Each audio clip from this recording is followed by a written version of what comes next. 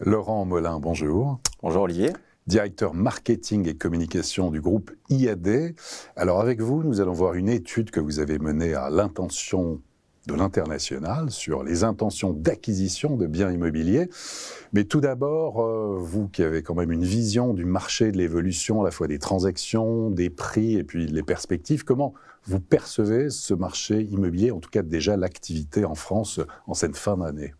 Alors effectivement, oui, on a près de 16 000 entrepreneurs en France, donc ça donne une bonne idée, une bonne image, on va dire, du marché de l'immobilier.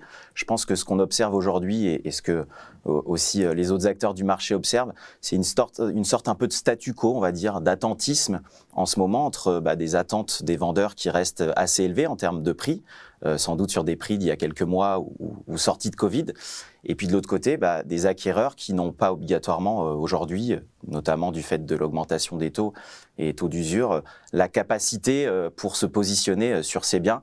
Donc ce qu'on voit, c'est qu'il y a en termes de prise de mandat de la part de nos conseillers, une très bonne dynamique, mais un délai entre la prise de mandat et le compromis qui s'allonge. Donc un ralentissement de l'activité après une année qui a été, voire 2 années, qui était quand même exceptionnelle en termes de transactions. Exactement, c'est ça. Parce qu'il faut rappeler qu'on est à des niveaux de transactions au-delà d'1 million qui sont assez exceptionnels. Et 2022 va rester encore une très bonne année. Mais effectivement, c'est ce statu quo et qui varie aussi en fonction un petit peu des villes et des secteurs. Pas de décrochage de prix, situation par exemple à Paris, dans les grandes métropoles, qu'est-ce qui se passe alors nous, en tout cas au niveau national, on ne voit pas du tout de décrochage de prix. Après, ce qu'on voit, c'est effectivement cette flambée des prix un petit peu, et notamment sur les grandes villes et Paris. Ça, c'est ce qui nous remonte aussi de nos conseillers. C'est que là, on voit que pour le coup, il y a un ajustement qui est nécessaire aujourd'hui et qu'on a plutôt une stagnation des prix sur les grandes villes. Donc stabilité des prix. Et en matière d'accès au crédit, justement, est-ce que vous avez des retours terrain sur de plus en plus de dossiers qui sont difficiles à monter parce qu'il n'y a pas de possibilité d'accéder au crédit ? Alors nous, ce qu'on observe, c'est ce qu'on appelle le taux de chute, donc entre finalement la signature du compromis et l'acte de vente. On ne voit pas d'évolution particulière, on a toujours à peu près le même taux, donc ça c'est plutôt rassurant. Par contre, ce qu'on voit, c'est effectivement des acquéreurs qui pouvaient avant se positionner sur certains biens doivent revoir un petit peu à la baisse leurs critères, ou également, on le voit surtout sur les primo-accédants qui sont le plus impactés par la hausse des taux aujourd'hui. Alors, quelles sont, je sais que ce n'est pas évident, mais si on devait se projeter sur l'année 2023, les perspectives pour le début d'année prochaine, qu'est-ce qui permettrait, selon vous, de redonner un peu de fluidité au marché de l'immobilier ?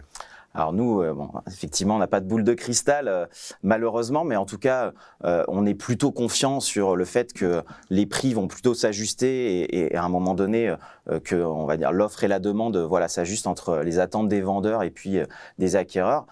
Il est évident qu'on regarde avec attention les taux et ça, différents acteurs de la profession sont aussi très attentifs et portent ces sujets-là. Donc nous, on est très attentifs à ça. Après, ce qui est intéressant, c'est que nous aussi, on compare, vu qu'on est un réseau global aujourd'hui, présent dans 6 pays notamment et 5 en Europe. Ce qu'on voit, c'est qu'on reste, la France, assez protégée sur ces évolutions, notamment en termes de taux. Et donc, on est assez confiant sur la France, effectivement, avec... encore une fois, cette capacité à pouvoir accompagner les acquéreurs et notamment les primo-accédants. Alors, vous parlez justement de l'international. IAD, vous êtes présent dans différents pays et vous avez mené, donc on va voir une étude avec Ipsos sur les intentions d'achat et vous avez mis en parallèle les Anglais et les Français. Alors tout d'abord, sur les Anglais. Ah oui, effectivement. Donc on est parti de 2 constats, en tout cas 2 convictions. Une, c'est que suite notamment à la période Covid, on a vu une grande mobilité, une envie un peu de changer de vie, souvent, en tout cas dans son propre pays. Et ça, on l'a vu aussi à l'international. Nous, on le voit au Portugal, en Espagne, sur l'envie d'acheter et la réalisation de transactions. Et en même temps, deuxième constat, c'est que quand on veut acheter à l'étranger, c'est pas souvent facile. Il y a des sujets de législation différents. Donc c'est pour ça qu'on voulait un peu comprendre à la fois les attentes et puis les envies des potentiels acquéreurs. Et donc ce qu'on voit effectivement, donc on a interrogé à la fois les Anglais, qui sont les principaux investisseurs en Europe, et puis de l'autre côté les Français. Et ce qui est très intéressant, c'est qu'on voit que 28% des Anglais dans les 5 prochaines années, ont l'intention d'acheter un bien. Alors quand je dis acheter, on parle d'intention d'acheter. C'est ça, exactement. Après, il n'y a pas le passage forcément à l'acte. En tout cas, dans la tête, on a envie. C'est ça, exactement. On aspire à ça, on aspire à acheter, et ça tombe à 6%, ce qui reste très important en termes d'intention dans les 12 prochains mois. Hein. Donc ça veut dire que sur les 12 prochains mois, j'ai un projet, donc c'est concret, d'acheter à l'étranger. Et quand je dis projet, ça peut être de l'investissement classique, ça peut être déménager ou avoir une résidence secondaire. Il y a bien les 3 intentions. Alors, on va voir maintenant côté français. Alors, 1/3 des Français ont l'intention d'acheter un bien à l'étranger. Et ça, ça nous a surpris. On pensait que ce ne serait pas aussi élevé. Et on voit 4%. Alors, c'est légèrement inférieur aux Anglais. Hein. On sait que les Anglais, il y a à la fois, on va dire, financièrement une vraie incitation aussi à investir dans le sud de l'Europe. Hein. Quand on veut une résidence secondaire en Angleterre, il y a un impact financier qui est assez important. Et puis, il y a aussi la qualité de vie, le climat. Mais pour les Français, ça reste aussi très important, à 4% dans les 12 prochains mois. Très bien. Slide suivant. On va voir maintenant. Alors voilà, le choix du pays en premier lieu qui est dicté par l'émotion et le soleil. C'est ça, parce que c'est vrai qu'on souvent on peut imaginer qu'il y a un critère financier, alors qui intervient aussi, d'investir et dans des pays avec aussi une capacité financière importante. C'est avant tout, c'est un coup de cœur, c'est un projet coup de cœur d'acheter à l'étranger, donc c'est le premier critère qui ressort. Et puis ensuite, qualité de vie, hein, donc ça inclut évidemment le climat. Et c'est intéressant, côté anglais, on s'y sent en sécurité, un critère qui ressort pas aussi fort en France, mais voilà, il y a ce côté qualité de vie qui rentre en jeu.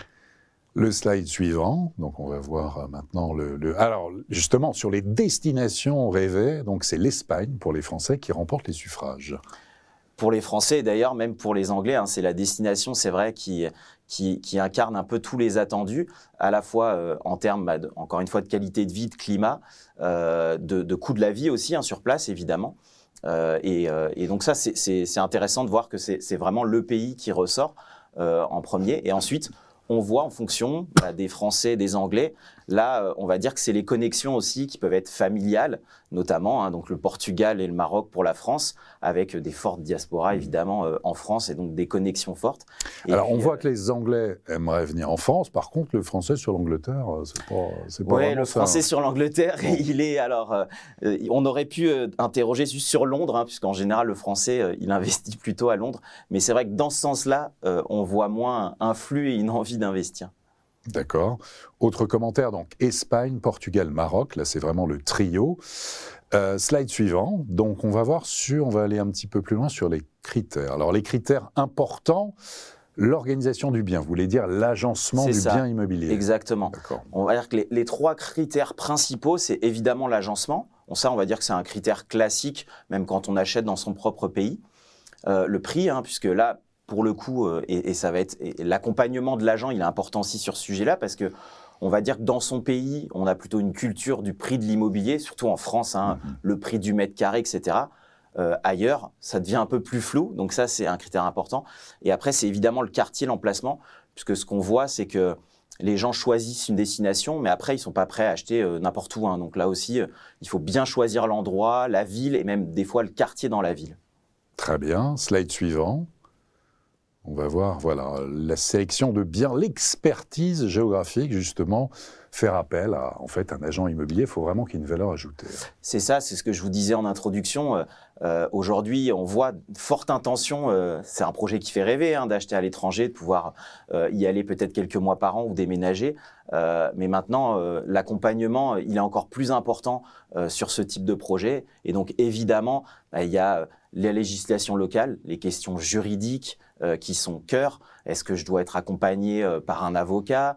Est-ce que je dois... le financement également. Enfin, toute la partie vraiment parcours d'achat qui est très spécifique et où on voit d'ailleurs sur la France, en général, quand on achète dans son propre pays, on connaît à peu près le parcours, on a moins d'attendus sur cette partie. Donc, législation, évidemment, la connaissance, on attend d'un professionnel de l'immobilier qui nous explique le quartier, où est-ce que c'est plus intéressant, les avantages, d'autant plus quand on est à distance et qu'on connaît mal. Cette part de conseil, elle va devenir de plus en plus importante à l'avenir?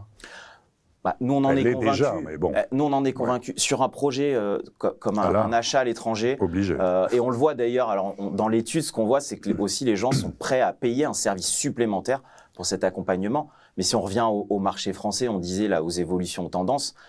J'ai envie de dire qu'aujourd'hui, plus que jamais, le professionnel de l'immobilier, c'est lui qui va permettre de réguler un petit peu ces écarts entre un vendeur et un acquéreur. Donc oui, ça reste au cœur aujourd'hui, je pense, des attentes d'accompagnement. Qu'est-ce que vous retenez principalement de cette étude? Qu'est-ce qui vous a surpris ou moins sur cette étude? Alors, ce qui nous a surpris, et en échangeant aussi avec l'Institut Ipsos, qui mène beaucoup d'études sur, notamment post-Covid, c'est cette volonté de projet à l'étranger.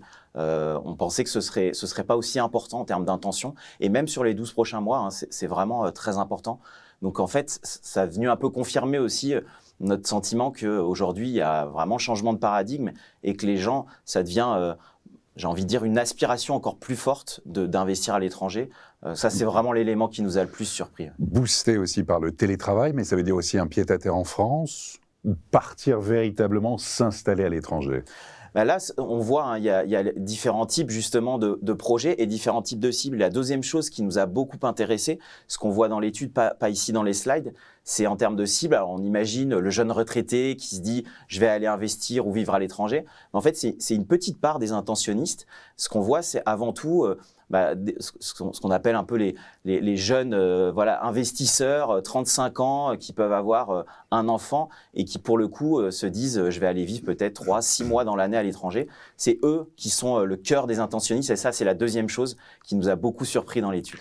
Voilà, donc pour cette étude, on termine l'actualité d'IAD, le réseau. Alors, le réseau, aujourd'hui, en France, c'est 16 000 entrepreneurs qui nous ont rejoints. Donc l'actualité, c'est toujours cette forte dynamique. On a, nous, près de 600 conseillers qui nous ont rejoints là, sur les 3 derniers mois. Donc ce qu'on voit aussi, c'est qu'il y a toujours une forte appétence des gens pour l'immobilier, pour travailler dans l'immobilier. Et puis, de manière un peu plus concrète, on a acquis récemment donc une société qui s'appelle Home Pilot, donc voilà, qui s'occupe de la gestion locative.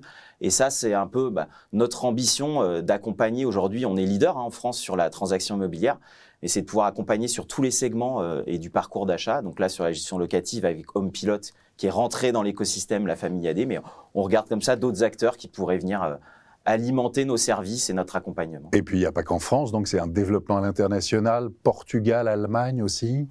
Espagne, Italie, effectivement. Italie, ouais. On a racheté il y a un an un réseau au Mexique qui s'appelle Neximo by IAD. Et puis là, l'actualité chaude à l'international, c'est d'ici 6 mois, 1 an, on travaille activement à lancer IAD en Floride et puis au Royaume-Uni. Donc voilà, continue la belle aventure à l'international. Très bien. Laurent Molin, merci beaucoup. Merci Olivier. Et à très bientôt pour une prochaine édition du Club Imo.